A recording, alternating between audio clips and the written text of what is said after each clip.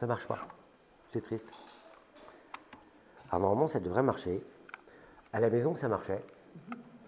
Et ici, ça marche pas. Allez savoir pourquoi. Des fois, ça marche mieux. Voilà, c'est affreux. Vous savez ce que c'est?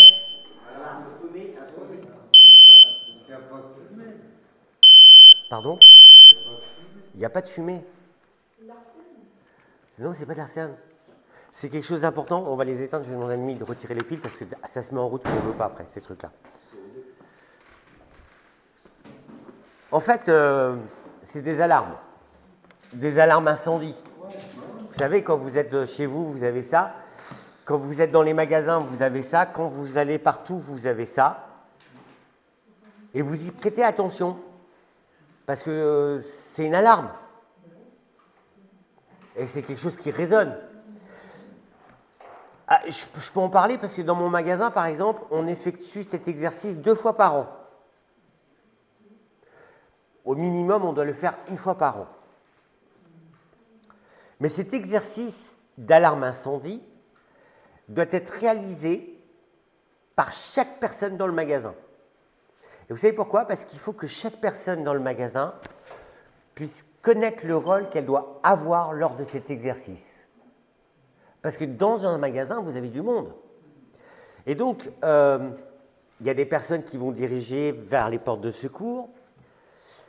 Il y a des personnes qui veillent à ce qu'il n'y ait personne qui reste enfermé. Il y a une personne qui appelle les secours.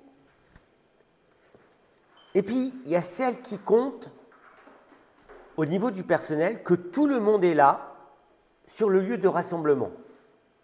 Et c'est important. Parce que s'il manque quelqu'un, il faut indiquer aux pompiers, il nous manque, il est resté, il faut aller le sauver. Vous imaginez bien que pour compter ces personnes, il y a un lieu stratégique qui est nommé. Par exemple, on dit c'est cette place de parking où il y a une croix quelque part, c'est là où tout le monde se rassemble.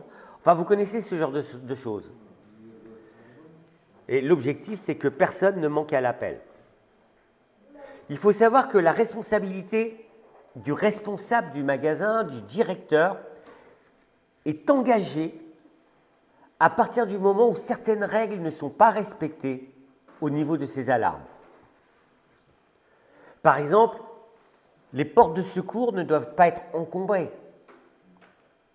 Ou parfois, vous remarquez qu'il y a des portes de secours, il y a les barres qui sont restées.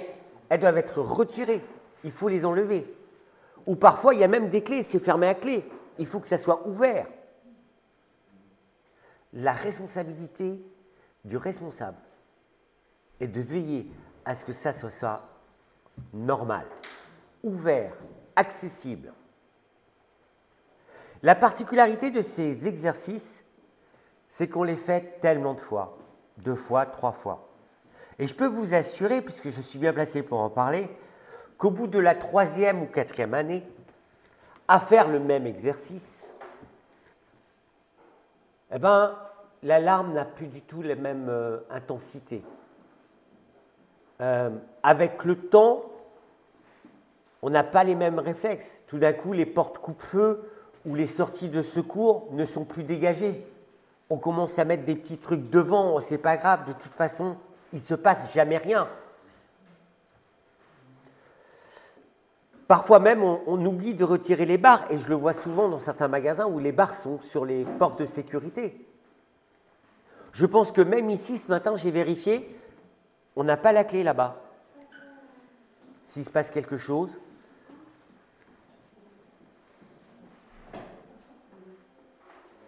Alors, ces rappels sont importants pour la sécurité des clients, pour votre sécurité.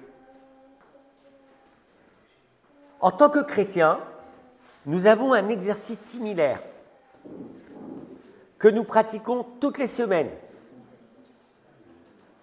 Et cet exercice, c'est celui de venir à l'église. Ah, vous trouvez ça bizarre, mais non.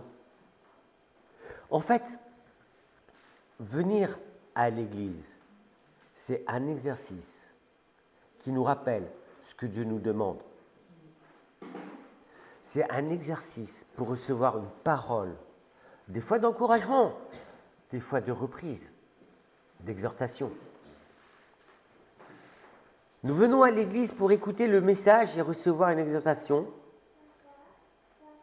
tous les dimanches.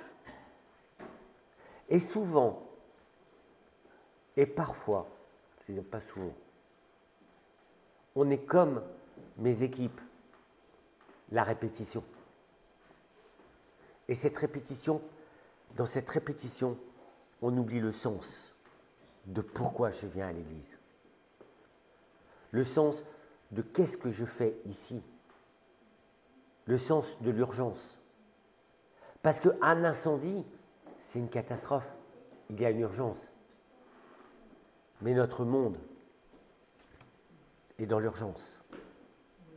Et nous vivons dans un incendie.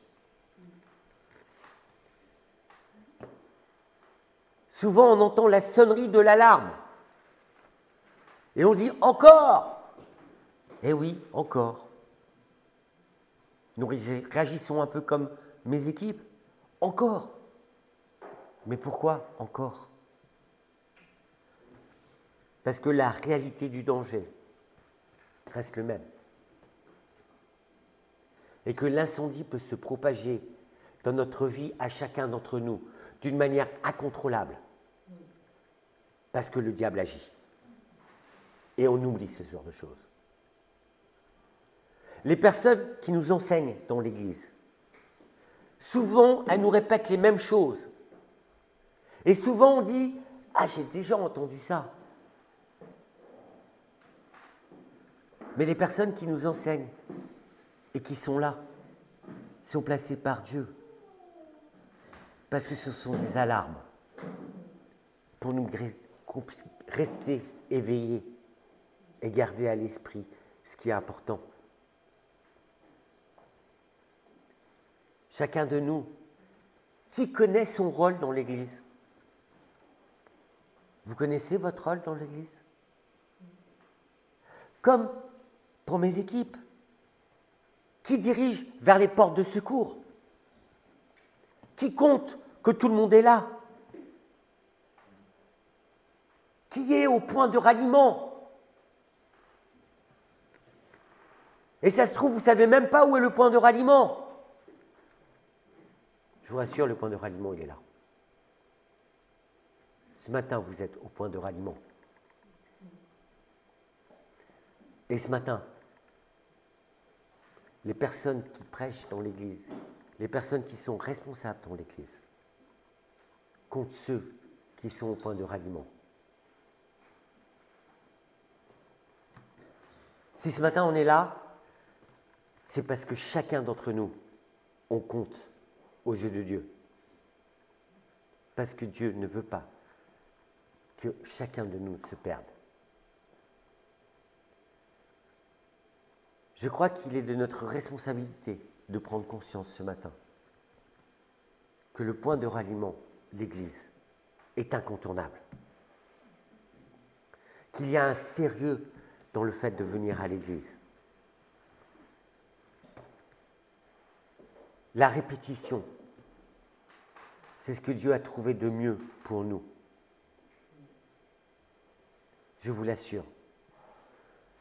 Parce que dans cette répétition, Dieu nous garde. Et je peux vous assurer, et chacun d'entre nous on le sait, on a vite fait d'oublier ce qui a été dit. Je vous invite ce matin à lire Ézéchiel chapitre 33.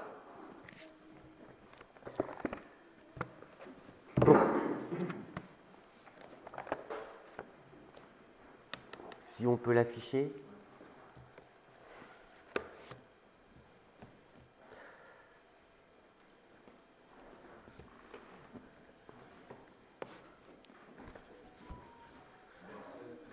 Chapitre 33. Je vais commencer, excusez-moi. Le Seigneur m'adressa la parole. Toi, l'homme, rappelle aux Israélites ce qui arrive lorsque je suscite la guerre contre un pays. Les habitants de ce pays choisissent parmi eux un homme pour être un guetteur. Ils choisissent parmi eux un homme pour être un guetteur. Et dès que le guetteur voit venir l'armée ennemie, il sonne l'alarme pour avertir ses compatriotes. Il y a les ennemis qui arrivent. Hop, il sonne l'alarme pour que tout le monde se... Ah. Mais si quelqu'un entend l'alarme et n'en tient pas compte, et se laisse surprendre et tuer par l'ennemi, il est seul responsable de sa mort. Si je viens à l'église ce matin et qu'il y a une parole de la part de Dieu pour moi, mais que je n'en tiens pas compte, qui est responsable? Il meurt par sa faute. C'est affreux, puisqu'il a négligé l'avertissement entendu. S'il en avait tenu compte, il aurait préservé sa vie. Par contre, supposons que le guetteur... Ah, le guetteur. Et là, les guetteurs, ce sont les responsables de votre église. Les personnes qui sont là dans l'église. Pasteurs, anciens, diacres. Ce sont des guetteurs. Voit venir l'armée ennemie et ne sonne pas l'alarme. Ses compatriotes ne sont pas avertis. Et si quelqu'un se laisse surprendre et tuer par l'ennemi, mais là c'est la faute du guetteur. C'est la faute du responsable. Et là tout d'un coup, cette parole va s'adresser à Ézéchiel. Quant à toi, l'homme, c'est toi que j'ai placé comme guetteur pour alerter le peuple d'Israël. Tu écouteras mes paroles et tu transmettras mes avertissements. Tu écouteras mes paroles et tu transmettras mes avertissements. D'après vous, le matin, le dimanche matin, quand vous avez un responsable d'église qui est sur la chaire, il fait quoi?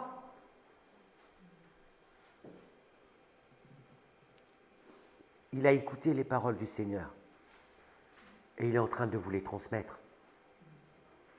Il n'y a rien à négliger là-dedans. Suppose que j'ai à prévenir un méchant qu'il s'expose à une mort certaine. Si tu ne l'avertis pas d'avoir à changer sa conduite, ben ouais. Ce méchant mourra pour ses fautes, mais c'est toi que je tiendrai pour responsable. Par contre, si tu l'avertis d'avoir à changer de conduite, et qu'il ne le fasse pas, il mourra par ses fautes. Mais toi, tu auras préservé ta vie. Il y a des promesses dans ce passage. Le méchant qui revient à Dieu vivra, c'est très important. Quant à toi, homme, parle aux Israélites qui affirment « Nous sommes écrasés par nos désobéissances et nos mauvaises actions de toutes sortes, au point de dépérir sous ce poids. Comment pourrions-nous survivre ?» Et il y a tellement de personnes qui sont dans ces conditions dans l'Église, qui portent le poids de leurs péchés, en oubliant la grâce de Dieu. Dis-leur de ma part, par ma vie je l'affirme, moi le Seigneur Dieu. Je n'aime pas voir mourir les méchants. Tout ce que je désire, c'est qu'ils changent de conduite et qu'ils vivent. Je vous en prie. Vous imaginez Dieu qui dit « Je vous en prie, vous les Israélites, cessez de mal agir. Pourquoi voudriez-vous mourir ?» Et il continue. « Toi, homme, dis ceci à tes compatriotes. Lorsqu'un juste se met à mal agir, parce que des fois, on est juste et on se cache derrière notre justice et puis je vais arrêter là le texte, parce que ce texte est vraiment extraordinaire. Ce que je vous inviterai, c'est que cet après-midi, ce soir, vous puissiez vous plonger dans ce texte. Il y a des vérités terribles. Il y a 40 messages dans ce texte. S'il fallait sortir tout ce qu'il y a dans ce texte, ça serait extraordinaire. Ézéchiel est un prophète de Dieu qui a été déporté à Babylone. Il faut savoir que Ézéchiel a été enseigné par Jérémie, donc il a vécu des choses. Ézéchiel exerce son ministère entre la 2e est la troisième déportation. Alors peut-être que pour vous, ça veut pas dire grand-chose, parce que des fois, il faut être bien ancré dans la parole de Dieu, dans cette histoire pour... Alors, on ne va pas s'attarder là-dessus. Mais par contre, on va s'attarder sur le nom de Ézéchiel. C'est intéressant son nom pour un prophète. Son nom signifie « Dieu est fort ». Vous imaginez, pour un peuple qui est déporté, pour un peuple qui vit la misère, Dieu est fort. Ou encore, Dieu réconforte.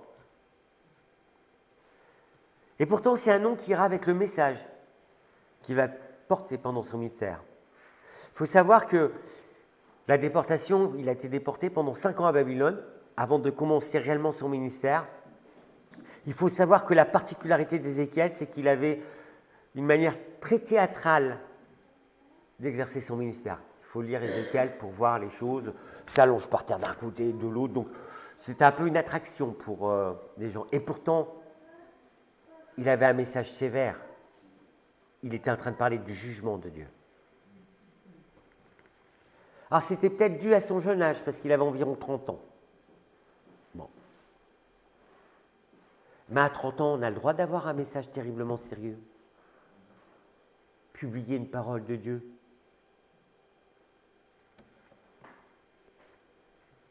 Mais tout d'un coup, Dieu va s'adresser différemment à Ézéchiel. Et il va ouvrir un message d'espérance. Son message, qui était un message de jugement, et effectivement, les Israélites avaient été déportés, le temple avait été déporté, les Israélites en voulaient à Dieu. Qu'est-ce que Dieu a fait? Pourquoi il a fait ça? Finalement, c'était Dieu le responsable de cette affaire. Il faut savoir qu'ils ne se sont jamais remis en question sur leurs agissements à eux. Il faut lire tout le texte, mais ça aurait été trop lent. Mais je crois que le message d'espérance que Dieu nous adresse à travers Ézéchiel est le même aujourd'hui. Dieu a une particularité dans sa répétition. Il nous parle avec des paroles claires. Quand Dieu nous parle, il nous parle clairement. Et nous savons ce que nous avons à faire. Souvent, les paroles que Dieu nous adresse sont saisissantes, afin qu'on soit interpellé. Mais quand on sort d'ici, que reste-t-il? Est-ce qu'on doit se retrouver dans le contexte des Israélites, un contexte de guerre, de déportation et de souffrance pour comprendre quelque chose? Je ne crois pas. Parce que pour les Israélites, comment porter un message d'espérance quand je suis déporté, que mon temple a été détruit, que je ne suis plus à Jérusalem et que je suis avec des inconnus qui m'imposent des choses incroyables? Je rappelle une chose pour les Juifs de l'époque, ils avaient cette certitude que le seul endroit où ils pouvaient prier, c'était au temple à Jérusalem. Et tout d'un coup, ils sont déportés. Et il faut qu'ils découvrent que Dieu leur parle autrement. Et c'est pour ça que pour certains, Dieu est injuste. Il n'a pas fait son job, parce qu'il aurait dû protéger le temple. Et pourtant, si le temple a été détruit, vous savez pourquoi? C'est parce que les Israélites ne marchaient pas selon le cœur de Dieu. Le premier point que j'ai vu dans ce passage, c'est que l'espérance est le message principal que Dieu nous adresse tous les dimanches matins. Quand je viens ici, c'est parce que Dieu me donne un message d'espérance. Je ne porte plus mon péché, je ne porte plus mon fardeau. J'ai un message d'espérance. Je viens ici parce que, oui, comme eux, je suis déporté, comme eux, j'ai plus rien. Mais j'ai l'espérance. Souvent, on a l'impression que tout semble perdu. Alors, dans ce contexte, je crois qu'il est nécessaire pour chacun d'entre nous de comprendre que Dieu a placé des sentinelles pour nous donner ce message d'espérance. Ézéchiel va être établi comme sentinelle par Dieu pour porter cette espérance. La caractéristique, et on l'a lu tout à l'heure d'une sentinelle, c'est d'être à l'écoute de Dieu. Nos sentinelles doivent être à l'écoute de Dieu. Parce que nos sentinelles doivent pouvoir redonner correctement des directives, des encouragements, doivent pouvoir aussi apporter des reproches, donner des exhortations de la part de Dieu, d'une manière fidèle et audible. Un message qui vient de la part de Dieu. Qui d'entre vous a prié ce matin pour que Dieu donne un message fidèle à votre sentinelle?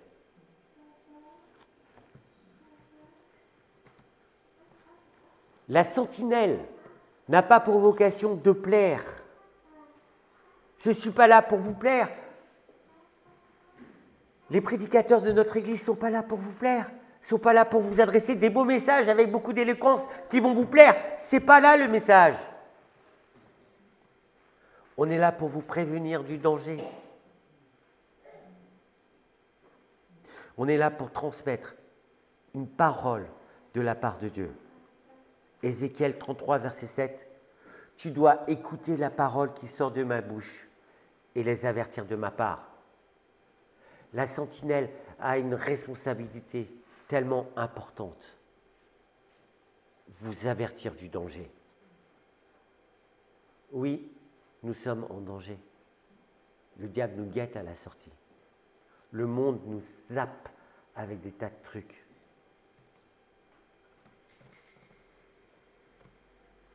On doit faire en sorte que chacun de nous puisse se détourner de choses qui nous mènent à la catastrophe. Se détourner d'une mauvaise voie.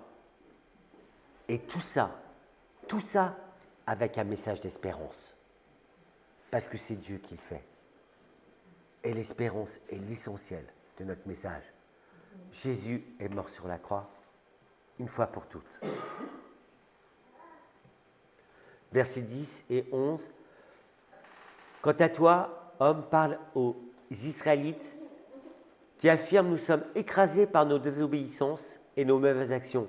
Et c'est vrai qu'il y a des personnes dans l'Église qui sont écrasées par ce genre de choses. Nous sommes au point de dépérir, j'en connais, sous ce poids. Comment pourrions-nous survivre? Parce qu'on a oublié l'espérance.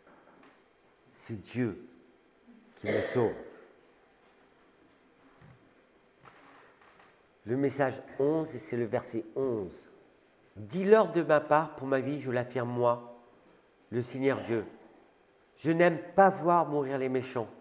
Tout ce que je désire, c'est qu'ils changent de conduite et qu'ils vivent. » Changer de conduite et vivre. Et mon rappel du dimanche matin, il est là pour ça. Chaque dimanche, je viens pour changer et vivre. Je viens pour remplir mon cœur d'espérance. Je viens pour demander pardon à Dieu pour mes péchés, pour mes égarements. Je viens pour vivre. Je viens parce que je veux revenir de mes mauvaises voies. Je viens parce que je veux changer de conduite, parce que je sais que le bien n'est pas en moi. Et la mission des sentinelles que Dieu a placées dans notre Église, parce qu'il y a plusieurs sentinelles dans l'Église, c'est de nous donner le désir de revenir vers Dieu. Voilà mon rôle. Donner le désir que chacun de nous puisse revenir vers Dieu. Est-ce que ce matin, tu as envie de revenir vers Dieu? C'est pas simple, des fois. Et ce n'est pas des mots, ce n'est pas des discours éloquents.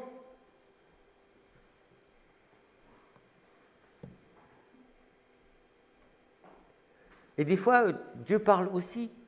Dans Ézéchiel 33, verset 15, il s'adresse à eux, parce que il disait Dieu est coupable parce qu'il a fait, mais Dieu leur dit, s'il rend le gage, s'il restitue ce qu'il a ravi, s'il suit les préceptes qui donnent la vie, tous les péchés qu'il a commis seront oubliés. Mais vous imaginez? Ce matin, nos sentinelles ont un message d'espérance. Et c'est pour ça que nous devons venir à l'église, pour rester dans l'espérance. Dimanche après dimanche, même si c'est la répétition, je veux recevoir mon message d'espérance. Merci parce que je peux sortir, marcher avec Dieu. Merci parce que je suis pardonné. Et merci parce que quand je sors d'ici, je sais qu'il y a quelque chose de nouveau, parce qu'avec Dieu, c'est toujours nouveau. Est-ce que tu veux saisir pleinement ce message d'espérance ce matin? Ouvre ton cœur.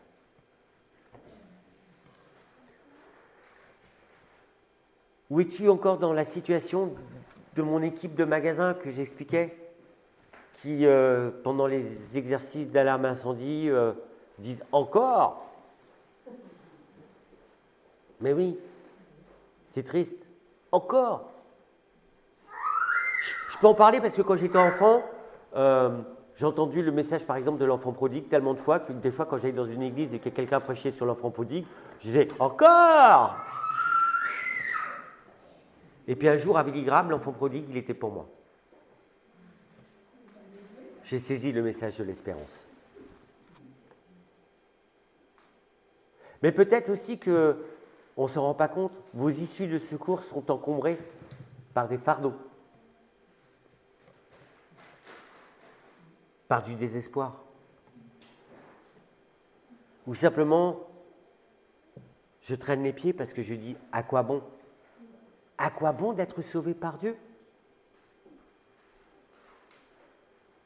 À quoi bon recevoir l'espérance?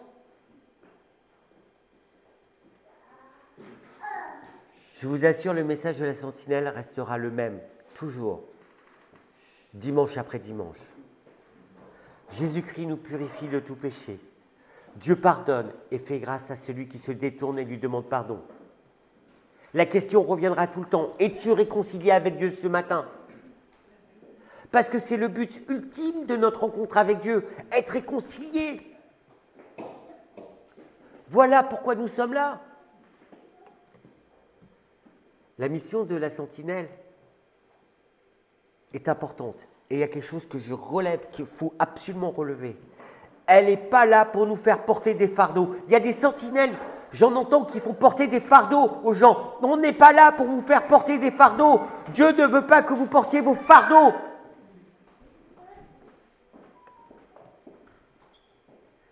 Si tu portes ton fardeau, je t'invite simplement à le déposer à la croix. Dépose ton fardeau à la croix.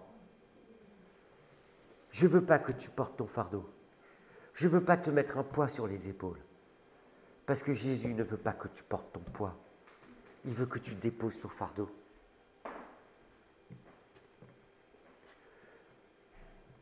Et souvent, de manière indépendante, c'est nous-mêmes qui nous condamnons, nous-mêmes. Sans prendre conscience qu'on n'écoute pas la sentinelle. On n'écoute pas Jésus. On écoute la voix du diable. Et le diable cherche à nous faire porter notre fardeau. Le diable, sa principale mission, c'est nous séparer de l'amour de Dieu et nous tenir éloignés de la grâce. Et pour ça, il nous fait porter notre fardeau. Le diable nous emmène toujours sur le chemin de la perdition, nous emmène toujours à un endroit où il nous détourne du regard de Dieu. Et l'endroit où je peux déposer mon fardeau. Et à l'église. Je voudrais que chacun de nous puissions déposer nos fardeaux dans les bras de Dieu, dans ses bras d'amour, dans ses bras de réconciliation. – C'est des demi-vérités que le diable nous balance. Alors il va te dire, oui, Dieu ne tient jamais le coupable pour innocent. Oui, Dieu ne tient jamais coupable pour innocent. Oui, le salaire du péché, c'est la mort. Mais Jésus est mort sur la croix.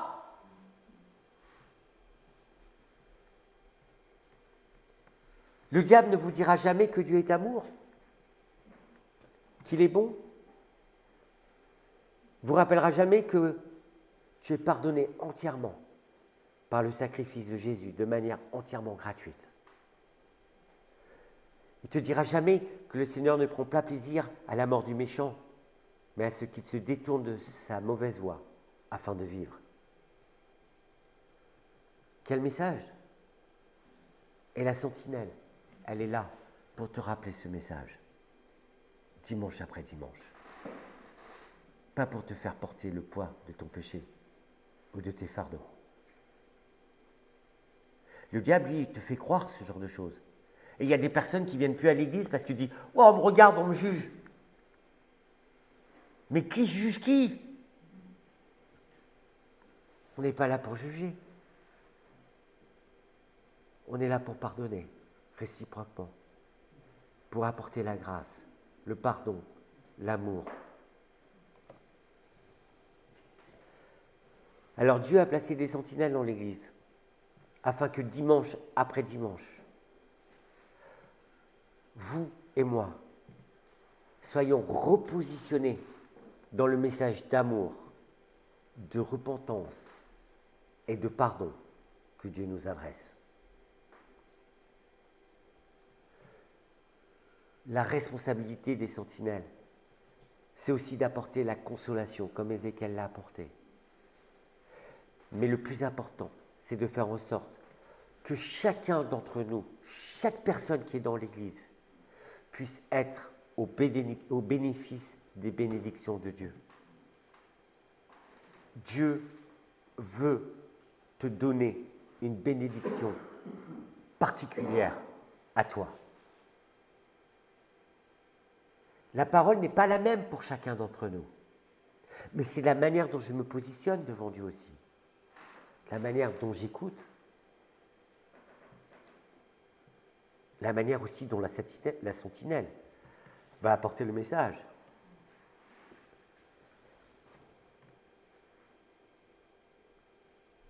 Est-ce que tu veux recevoir la bénédiction de Dieu ce matin? Alors tu es à la bonne place. Oui, la sentinelle avertit. Effectivement, elle reprend, elle exhorte. Parce que c'est important, tout comme Ézéchiel. À un moment donné, il faut annoncer qu'un jour, il y aura un jugement, qu'un jour, les hommes iront en enfer. Et on n'en entend plus parler de l'enfer. Mais oui, il y a des gens qui vont aller en enfer parce qu'ils sont passés à côté du message de la grâce. Et peut-être parce que des sentinelles, comme moi, n'auront pas fait leur travail. Quel privilège d'être là ce matin. Un privilège parce que nous sommes dans le ministère de la grâce. Ce qui n'était pas le cas pour Ézéchiel. C'est pourquoi la sentinelle insistera toujours sur la repentance. La repentance. Il faut savoir que la repentance est indissociable de la grâce. La repentance va avec la grâce. Et cette repentance, on est obligé, vraiment, Dieu nous oriente là-dessus, parce qu'elle est de la responsabilité individuelle de chacun. Je ne peux pas me repentir à ta place. La repentance est quelque chose qui vient du cœur, mais de vous. Seigneur, je me repens de mes péchés. Et la délivrance arrive. C'est pas rien. J'ai regardé les rescapés qui étaient déportés. Vous imaginez, ils étaient rescapés, il y a eu plein de gens qui sont morts pendant... Ils n'ont jamais vraiment adhéré au message de repentance porté par Ézéchiel. Eux-mêmes portant un jugement sur l'action de Dieu, qu'est-ce que Dieu fait? Souvent, quand on est dans une situation extrême, c'est qu'on n'a pas écouté Dieu. Et c'est ce qui leur est arrivé aux Israélites. Si le temple a été détruit, s'ils ont été déportés, c'est qu'ils ont oublié quelque chose d'essentiel, l'obéissance. Ils n'ont pas écouté les sentinelles que Dieu a placées sur leur chemin. Et il y en a eu des prophètes. Dieu place des sentinelles dans l'Église aussi. Elles sont là pour nous rappeler les erreurs passées du peuple d'Israël, afin qu'on ne les reproduise pas.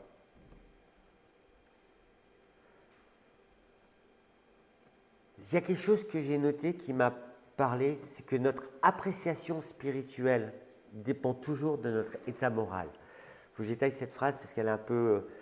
Elle m'a parlé à moi, mais...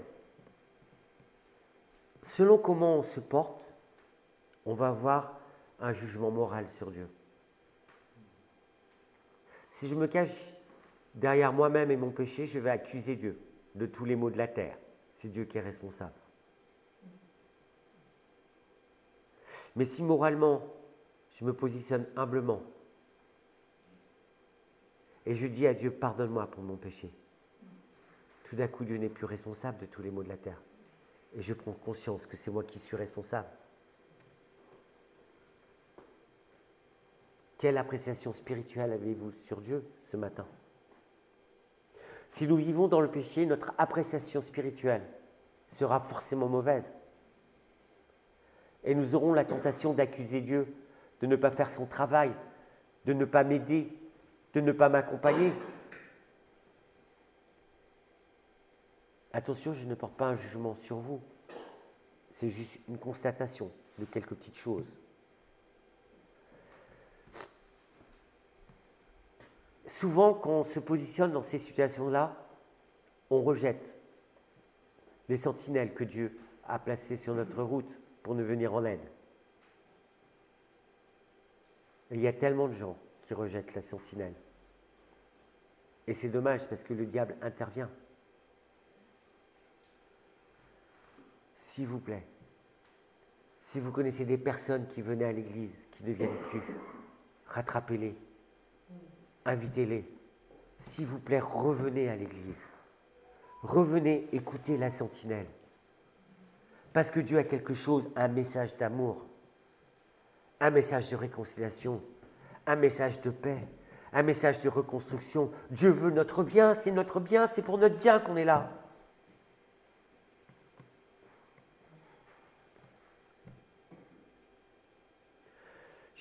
J'entends souvent des commentaires dans l'église du type « C'était beau, mais c'était pas pour moi ». Qu'est-ce que ça veut dire? C'était beau, mais c'est... Ah, c'était éloquent, c'était beau, mais si on lit le texte dans... On va le lire après, je pense. Il disait la même chose. Il a parlé avec beaucoup d'éloquence. On aime l'entendre. Mais que reste-t-il du message? Je pense que notre attitude à propos du message doit être en opposition des versets 30 à 33. Et je vais les lire parce que c'est important. Quant à toi, l'homme, tes compagnons d'exil bavardent le long des murs de la ville et aux portes de leur maison. Ils parlent de toi les uns avec les autres et se disent « Allons donc écouter le message qui provient du Seigneur ». Mais est-ce que je viens dans cet état d'attitude à l'église? Et souvent, il y a des personnes qui viennent dans cet état de cœur. Alors les gens de mon peuple se rassemblent et s'assoient devant toi pour t'entendre. Ils t'écoutent, mais ils ne font pas ce que tu dis. Ils agissent selon leur bon plaisir et ils ne suivent que leur intérêt. Au fond, tu es pour eux comme un chanteur de charme, doué d'une belle voix et accompagné d'une musique agréable. Ils entendent tes recommandations, mais ne les mettent pas en pratique. Et là, le verset 33, il y a un coup près qui est important. Pourtant, lorsque les événements que tu annonces arriveront, et ils sont sur le point d'arriver, ils seront convaincus qu'il y avait un prophète parmi eux. Quand le dimanche matin, on vous rappelle des choses, et on vous dit des choses, c'est parce que c'est important. Oui, on peut parler avec beaucoup d'éloquence, ça peut être très beau. Le message qui est apporté par les sentinelles de notre Église, par les sentinelles que Dieu a placées dans notre Église, c'est important. Parce que ce message et ces sentinelles sont là pour que Dieu nous parle personnellement, dimanche après dimanche.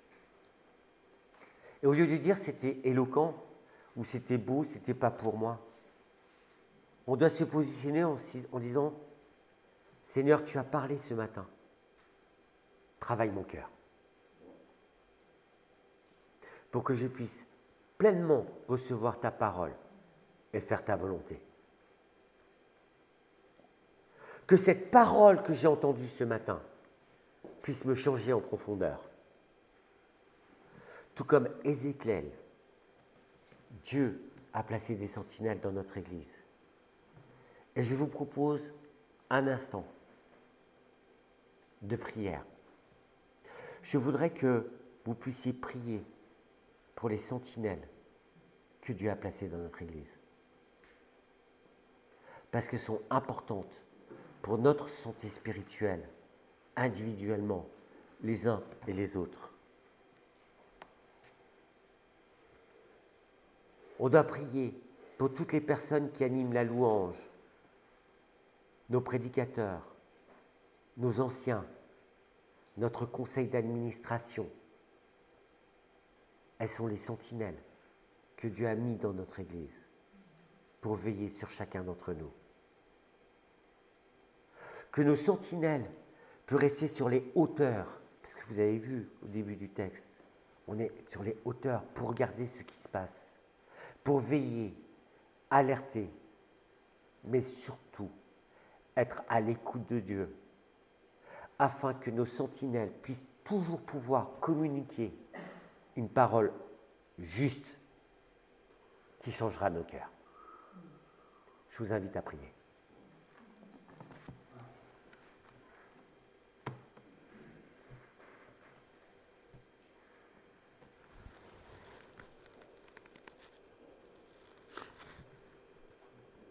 Seigneur notre Dieu, tu nous connais individuellement et en groupe, mais individuellement, il est important que justement des sentinelles, des anciens, des pasteurs, ceux qui étudient la Bible, ceux qui transmettent les paroles que tu aimerais que nous entendions, il est important que nous écoutions leurs conseils. Parce que, comme l'a dit notre frère Hervé, ils ne sont pas là ni pour punir ni pour juger, mais ils sont là pour nous permettre de grandir dans la foi, pour nous permettre de comprendre des messages de paix, d'amour, de bienveillance. Ils sont là pour nous aider à vraiment intégrer dans notre esprit que la voie que toi et que notre Père vous tracez pour nous est la plus belle et la meilleure pour nous. Seigneur, permets-nous de bénir nos anciens, nos prédicateurs, parce que eux aussi, ils sont fatigués. Eux aussi, ce sont des êtres humains. Eux aussi, ils ont des faiblesses. Et ils se reprennent très souvent pour nous permettre à nous, qui sommes peut-être moins pointus dans la connaissance de la Bible, dans ta parole, ils font tous les efforts pour nous diriger, pour nous aider. Et toujours avec douceur, toujours avec bienveillance. Ce n'est pas une tâche facile, Seigneur, au contraire.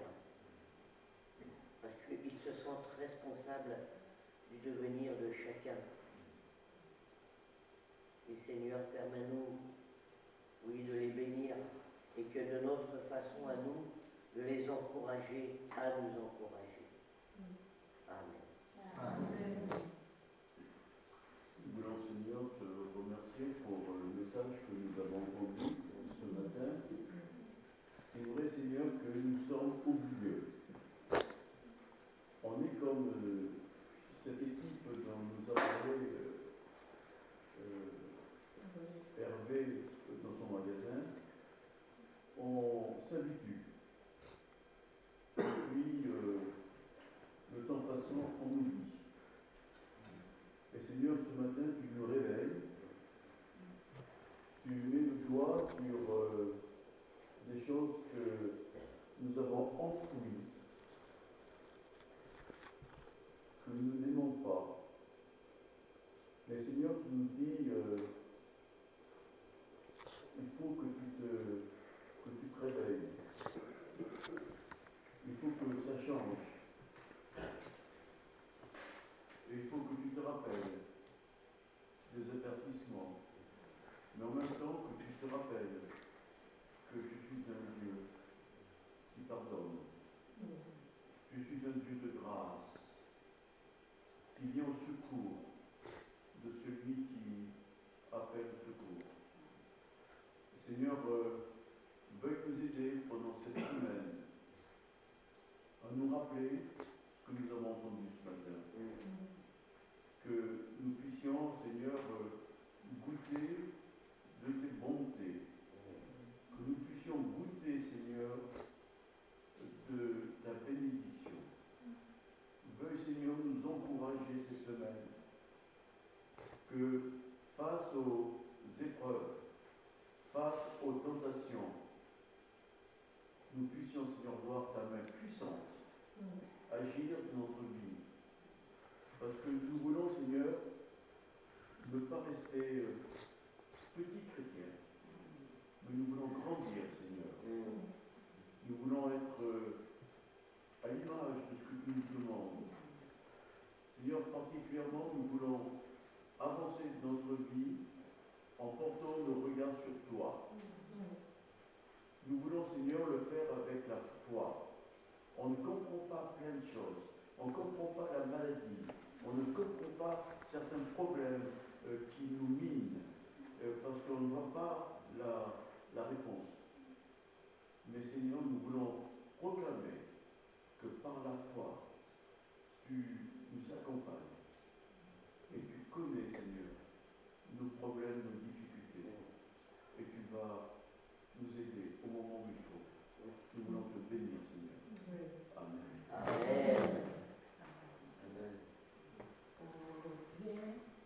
Péché, baisse ta tête au pied de Jésus.